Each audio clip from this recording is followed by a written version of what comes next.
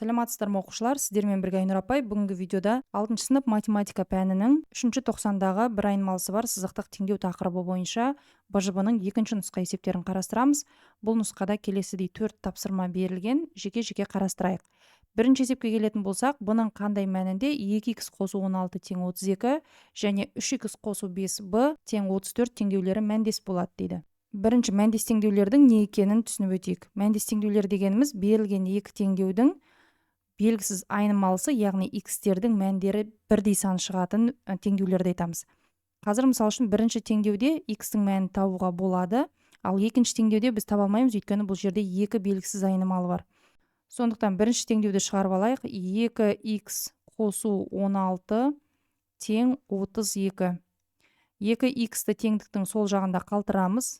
32-ні жазамыз да, мына 16-ны оң жаққа қарай ауыстырамыз. Ол кезде таңбасы минус 16 болып келеді. Сонда 2х тең 32-ден 16-ны азайтсақ 16 болады. Енді х-ті табу үшін 16-ны 2-ге бөлеміз. Сонда х-тің мәні 8-ге тең болады екен. Енді осы 8 деген х-тің мәнін екінші теңдеудегі х-тің орнына қоямыз. Сонда ол 3 көбейту х-тің орнына 8-ді қоямыз. Қосу 5b тең 34. 3-ті 8-ге көбейтсек 24, қосу 5b тең 34 болады. 5b-ны теңдіктің сол жағында қалтырып, ал 24-ті 34-тің қасына ауыстырамыз, және оның таңбасы минус 24 болып келеді.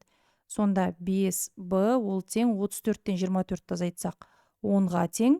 b-ны табу үшін 10-ды 5-ке бөлеміз.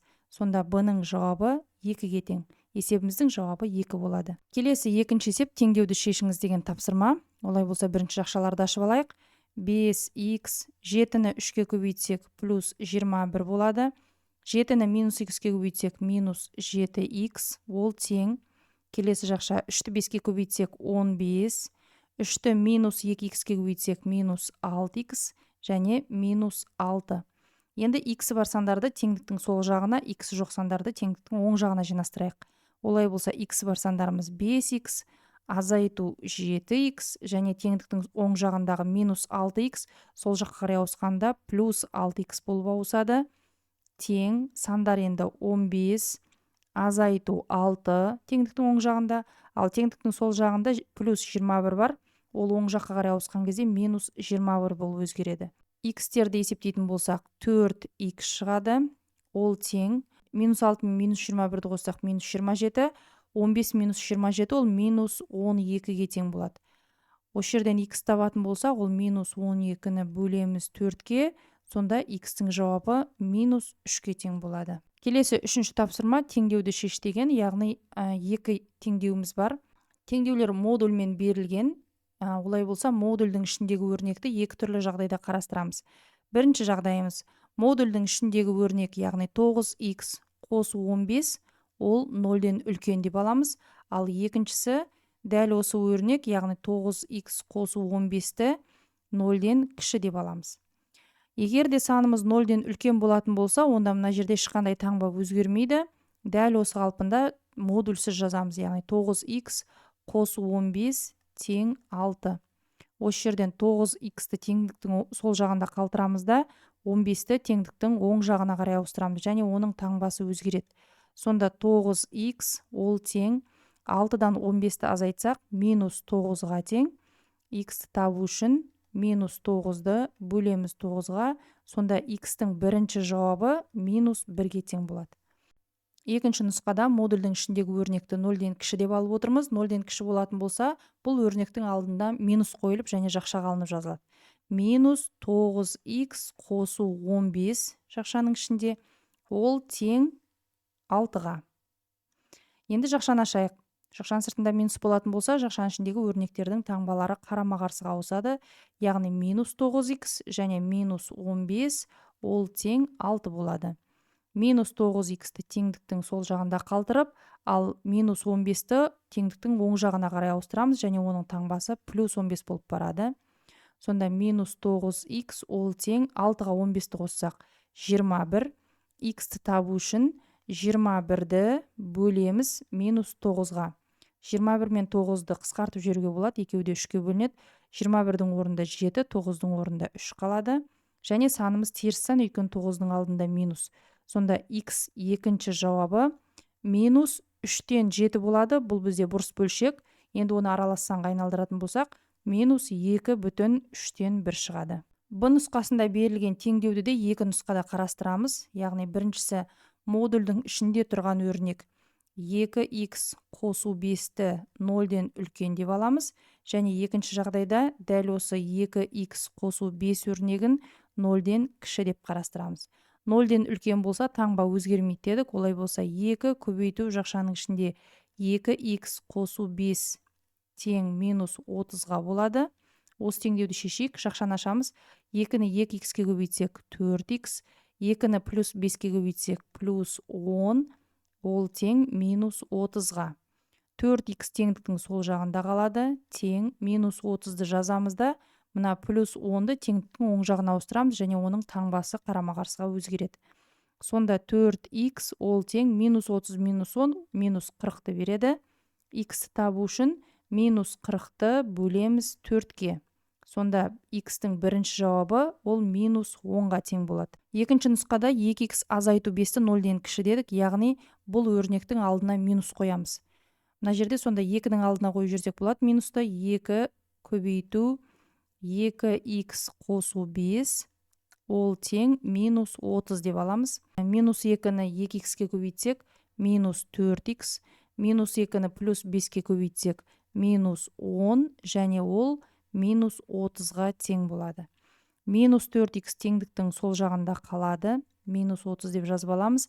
Минус 10-ды теңдіктің оң жағына ауыстырамыз, және оның таңбасы қарама-қарсыға ауысып плюс 10 болады.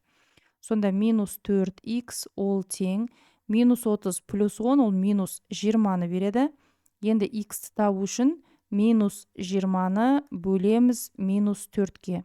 Теріс санды теріс санға бөлсек оң сан шығады. Сонда x-тің екінші жауабы 20-ны 4-ке бөлсек 5 болады. Келесі төртінші есеп, теңдеу құру арқылы шығарыңыз. Екі пункттен бір-біріне қарама-қарсы бір уақытта екі автобус жолға шықты. Мәтін есепте берілген мәліметтер бойынша мынандай сызбасын сызып алған дұрыс. Яғни мінекей мына екі пункттен бір-біріне қарама-қарсы, міне бағыттарын қоямыз қарама-қарсы. Бір уақытта екі автобус жолға шықты. Мына жақтан бірінші автобус, мына жақтан екінші автобус шықты. Бірінші автобустың жылдамдығы, жылдамдық v мен белгіленеді, және v1 деп белгілеп қояйық. 35 км сағат екен. Жылдамдығын жазып аламыз. Және екінші автобустың жылдамдығы, оны v2 деп белгілейміз, ол 62 км сағат. Екеуі кездескенде, яғни екеуі бір нүктеде кездеседі. Қараңыздар, бірінші автобустың жылдамдығы 35 км сағат, екінші автобустың жылдамдығы 62 км сағат. Екінші автобус тезірек жүреді, ал бірінші автобус жайырақ жүреді деген сөз. Олай болса, бірінші автобус аз жүреді, ал екінші автобус ұзақ жүреді. Сонда шамамен мына жерде екеуі кездесті деп алайық. Жүрген жол S пен белгіленеді, және ол екінші автобустың жүрген жолын тап деп тұр, оны X деп белгілеп, өлшем бірлігі километр деп жазамыз. Ал бірінші автобустың жүрген жолы, ол екінші автобусқа қарағанда 125 км аз жүрген. Міне мынадан X-тен 125 аз, олай болса X азайту 125 км жол жүрді деп жазып қоямыз.